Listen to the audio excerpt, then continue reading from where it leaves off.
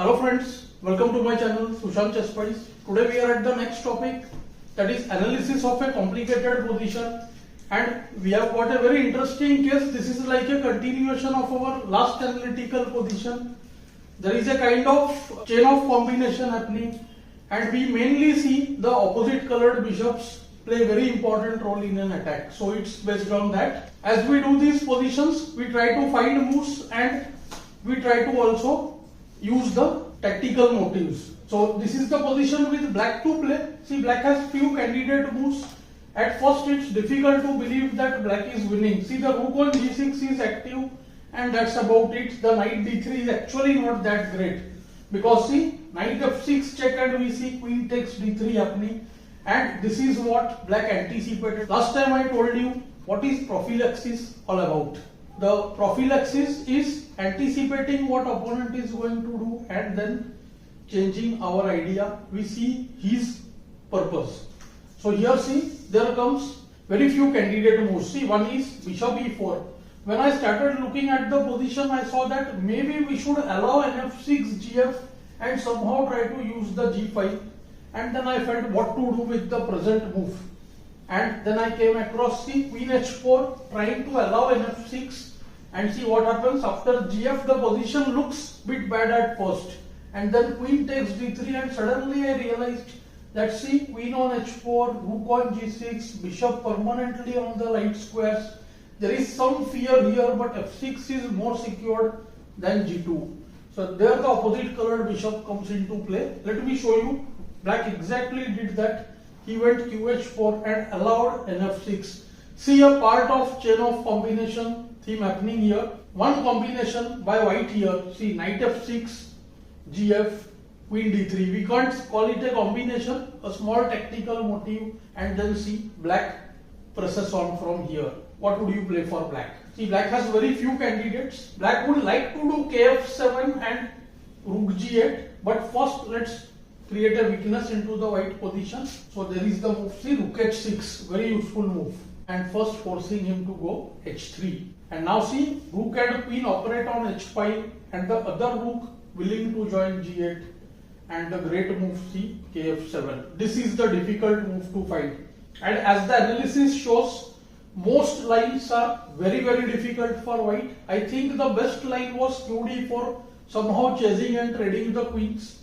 Let's see, if qd4 then qg5, black won't trade easily, white can still pursue, and here see, black can take, spoil the pawn structure, and then go see rook h5. Suddenly what has happened? From an attacking position, black has got into a clearly better endgame. See, c4 is weak. Soon we might win the c4 pawn, and see 4-2 pawn structure with double pawns, very hard to get a passer, and here see, there might be 2 or 3 passed pawns soon. Black is clearly better, almost winning position at higher level. So white refrains from this line. Let us look at some other options. If white tries b1, this is a very logical course. See, that is why the move rook h6 first, because otherwise b1, bg3 and bishop settles on g3.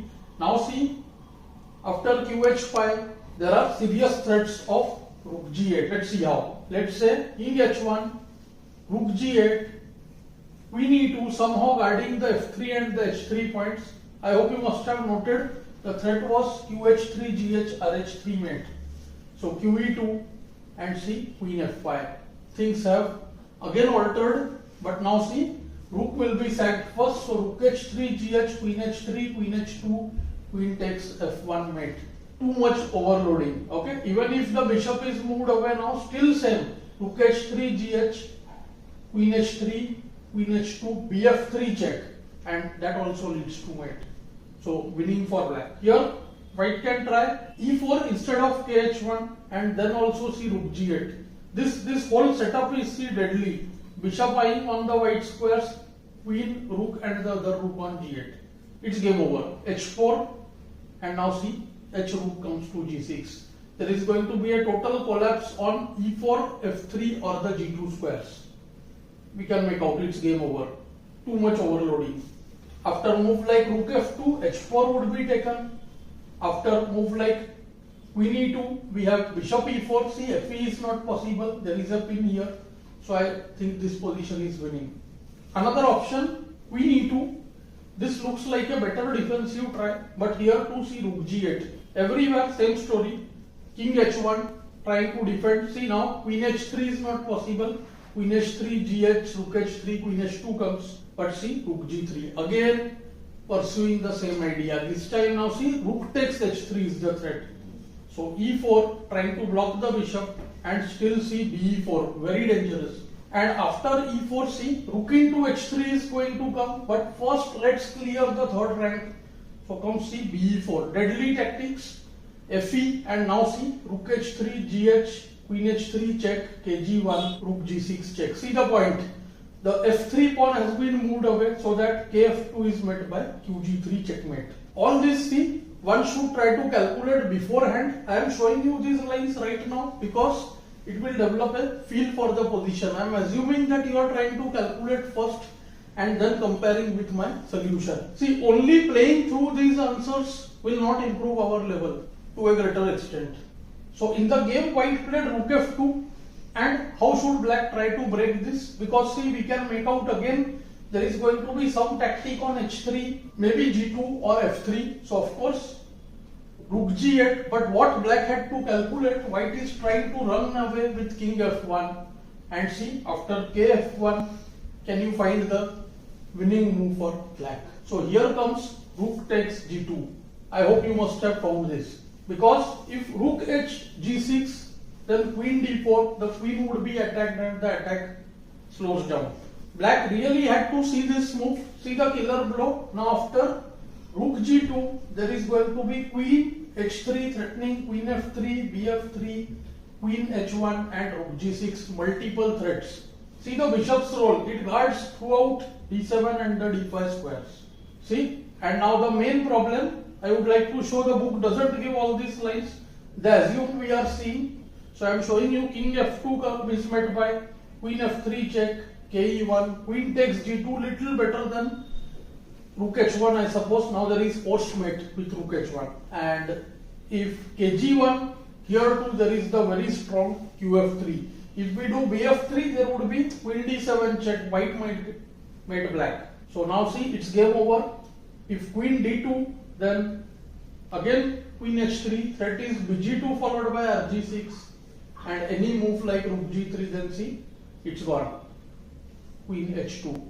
Even there was mate after queen f3 check, ke1, rook g1. Many things can happen.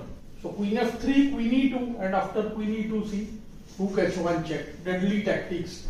Forcing king h1 and queen takes queen. Queen is lost, rook on g2 will be lost, e3 is weak, you can see. And if rook a g1 then see queen h5 checkmate. So white tries e4, trying to block the bishop's diagonal, and see stopping queen f3, but now see rook g6. It's over. See, the queen can defend g2, but it can't guard both the last rank and the second rank. See, after queen e2 there is queen h1, kf2, rg2, ke3, rook takes, queen is coming with a check. So here after rook g6 white decided to resign. Somewhat complicated case I would say, but if we think systematically, and especially I want you to note this position where black found the move king f7. It's not a tactical move purely, he's using the opposite colored bishop to his advantage. I hope you are finding these lessons useful and instructive. Do let me know in the comments below. Thanks for your time.